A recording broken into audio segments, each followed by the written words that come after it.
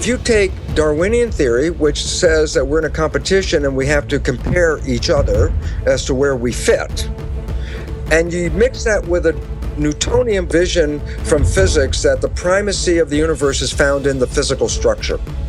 And then you put those two together and you say, well, how do you know where you fit in the Darwinian world? And the answer is, how much material do you own? And so, evolution of humanity since Newtonian times was to extract the material from the planet so that we could have possessions.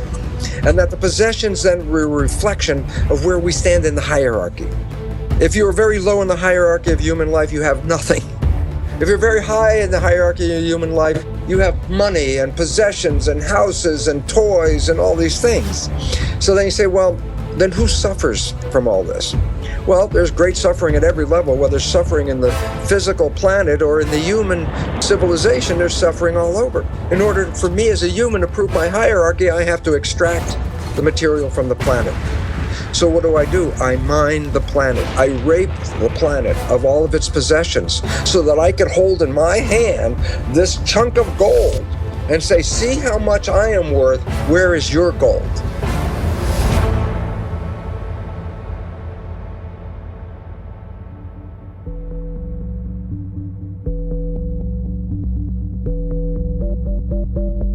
Theory of evolution is not based on community, but based on the individual. Newtonian physics said it's only the visible things that are relevant. But in a world based on quantum physics, which is based on energy, some of the things that we understand in the nature of energy are emotions and feelings, such as love and beauty. These are expressions of energy. And in a world of quantum physics, we surely emphasize more the nature of love and feelings and energy and beauty and harmony over the money and the material expressions that we look at today. And why is this important? Because then you look at the world and you say, do you want a pound of gold, or do you want to be totally in love in your life?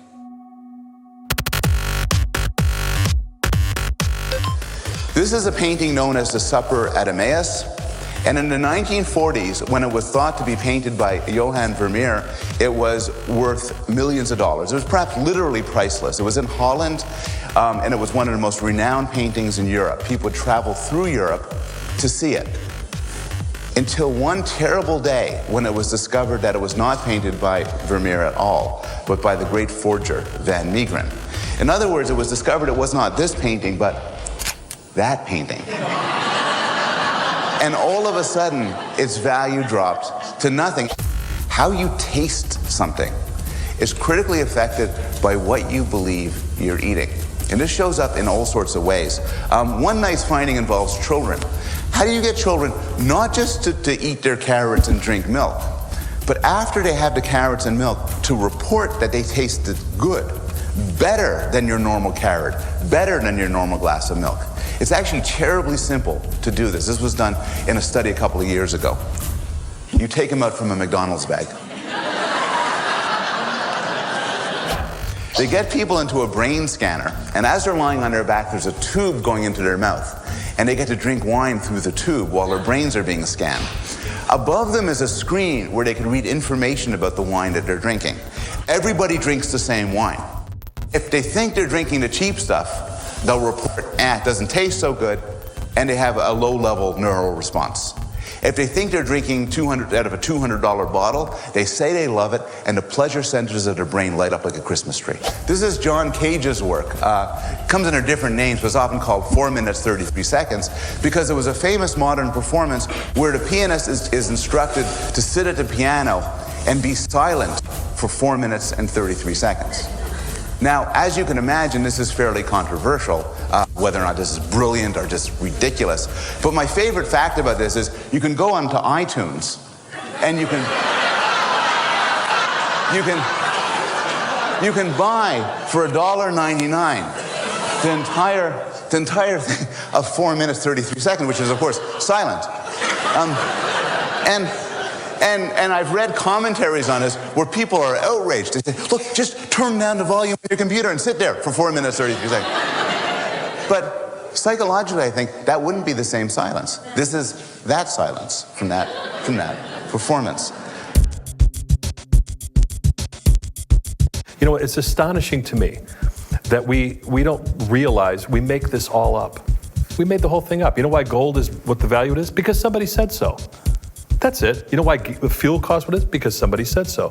Somebody speculates, somebody decides, there's a belief, enough people join in, this is what a thing costs. We've all decided this. So an awakening of, we're repeating these cycles and we're getting kind of tired of it, maybe we should do something different this time around, be something different. People are interested in processing meaning and values.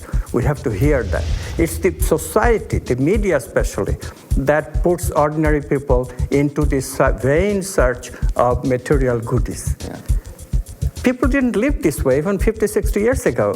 You know, this is just a very recent phenomenon, that if you have, instead of one cell phone, two cell phones in two pockets, then somehow you'll be better off.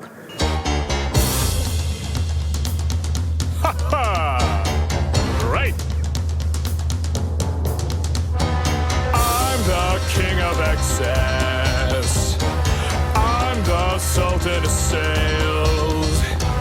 I'm the boss of bargains. My credit cards, they never fail. I got a 700 something on my beacon score, which means I don't own a thing and I can buy even more. I'm a buffet eating, tablet reading, lovable guy. I get the best of the best that my money can't buy. It's a wonderful life. It's a wonderful life with my red-headed wife. It's a wonderful life.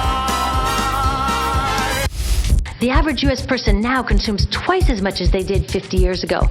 Ask your grandma. In her day, stewardship and resourcefulness and thrift were valued. So how did this happen? Shortly after World War II, these guys were figuring out how to ramp up the economy. Retailing analyst Victor Lebeau articulated the solution that's become the norm for the whole system. He said, our enormously productive economy demands that we make consumption our way of life, that we convert the buying and use of goods into rituals, that we seek our spiritual satisfaction, our ego satisfaction in consumption. We need things consumed, burned up, replaced, and discarded at an ever-accelerating rate. Advertisements and media in general plays a big role in this. Each of us in the U.S. is targeted with over 3,000 advertisements a day.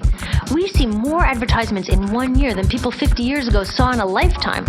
And if you think about it, what's the point of an ad except to make us unhappy with what we have? So 3,000 times a day, we're told our hair is wrong, our skin is wrong, our clothes are wrong, our furniture is wrong, our car is wrong, we are wrong, but it can all be made right if we just go shopping.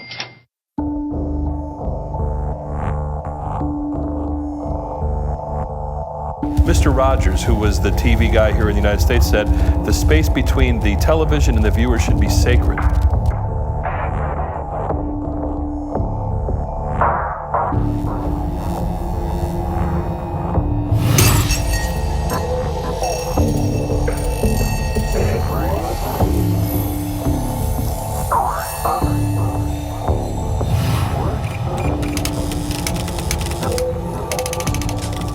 It comes down to money. If they can sell it, if it helps humanity, I don't believe that the make or break point for anything that's done in the media, for the most part, 99%, is about the influence on the consumer. It's about, can we sell it? And if they could sell it and it's good for you, they'll sell it. But if they sell it and it's not good for you, they'll sell it anyway. In my world, I think that matters greatly on the impact of the listener because it changes their lives one way or the other.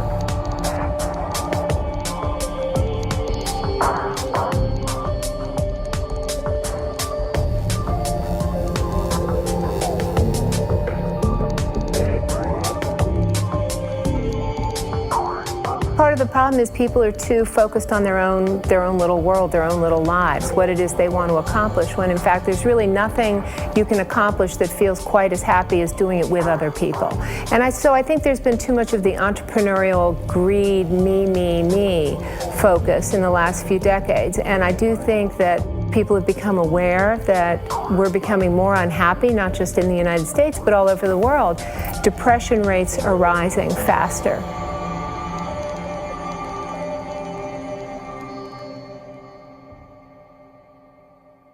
I don't know that people are always aware of it until you ask powerful questions.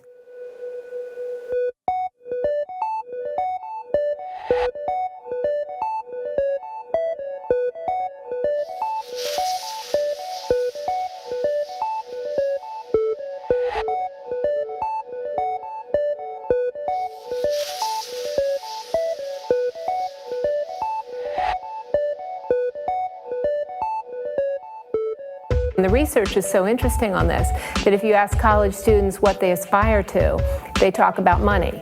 But if you ask them what the best thing was that happened to them in the last month, they mention experiences with other people.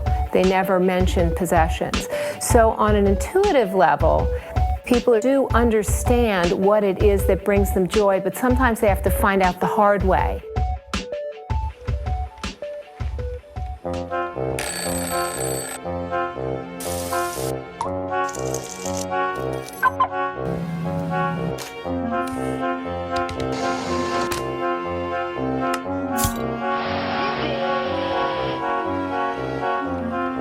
So we're in this ridiculous situation where we go to work, maybe 2 jobs even, and we come home and we're exhausted, so we plop down on our new couch and watch TV, and the commercials tell us you suck, so you gotta go to the mall to buy something to feel better, and then you gotta go to work more to pay for the stuff you just bought, so you come home and you're more tired, so you sit down and you watch more TV, and it tells you to go to the mall again, and we're on this crazy work, watch, spend treadmill, and we could just stop.